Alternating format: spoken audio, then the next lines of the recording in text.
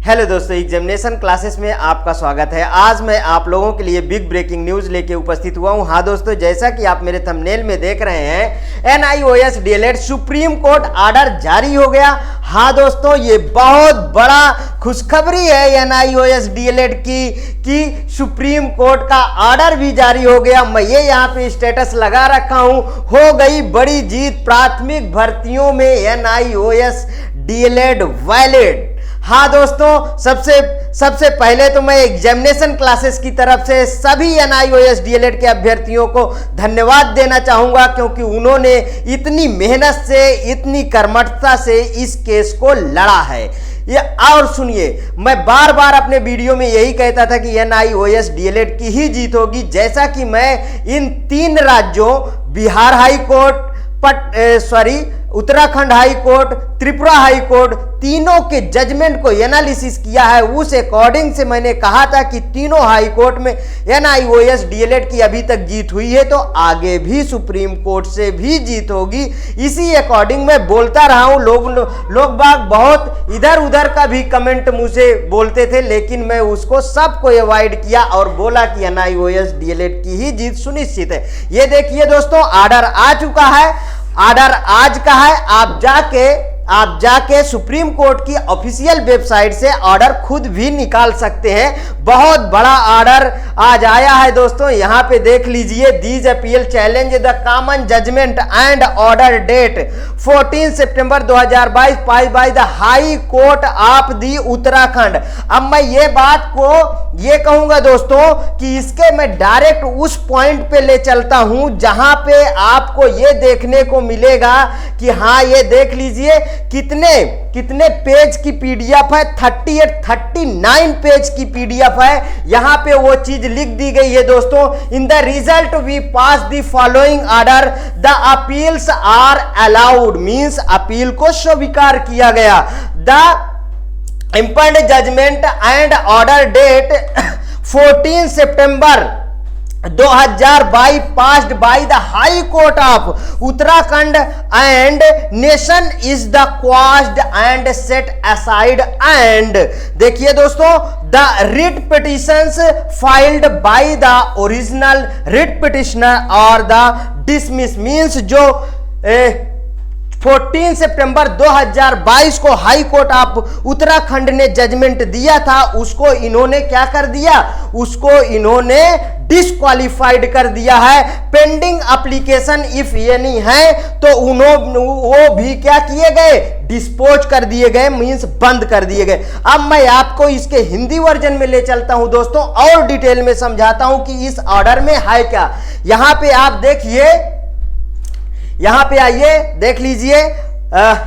भारत के सर्वोच्च न्यायालय में सिविल अपीली क्षेत्र सेल, ये वही ऑर्डर है दोस्तों।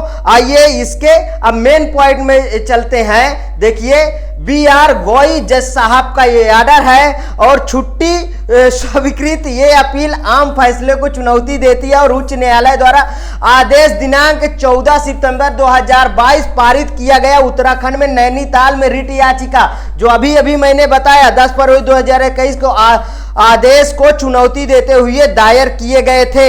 आगे चलिए, फाइनल ऑर्डर में क्या था, यहां से पॉइंट ध्यान से देखिएगा, ये आपके लिए महत्वपूर्ण है। हाँ दोस्तों, मैं ये भी बता देता हूं कि इस ऑर्डर को मैं बाकायदे एनालिसिस के पार्ट 1 पार्ट 2 के इस तरीके में लाके इस ऑर्डर को प्रस्तुत करूंगा। यहां पे देखिए, योग्यता के समतुल्यता निर्धारित करना भर्ती प्राधिकारी के रूप में राज्य का मामला।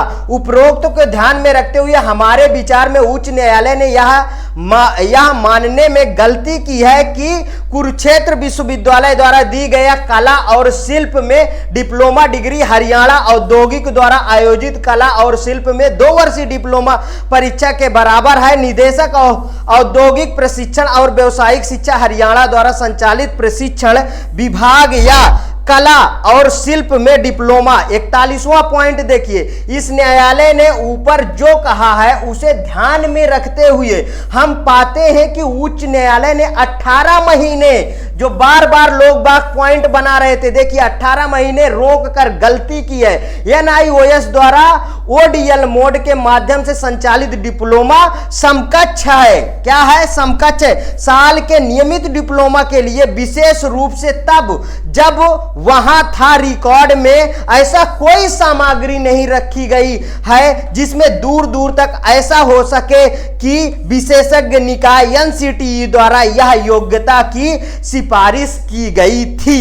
आगे देखिए दोस्तों, परिणाम में हम निम्नलिखित आदेश करते हैं। क्या करते हैं दोस्तों? मीन्स ऑर्डर करते हैं, और इससे बड़ा कोई ऑर्डर नहीं हो सकता दोस्तों। देखिए, अपीलें स्वीकार की जाती हैं।